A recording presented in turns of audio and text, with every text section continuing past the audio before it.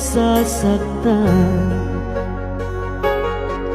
pag nakita kang may kausap na iba. Bakit ako ngayon'y lumuluha pag ikaw ay may kasamang iba?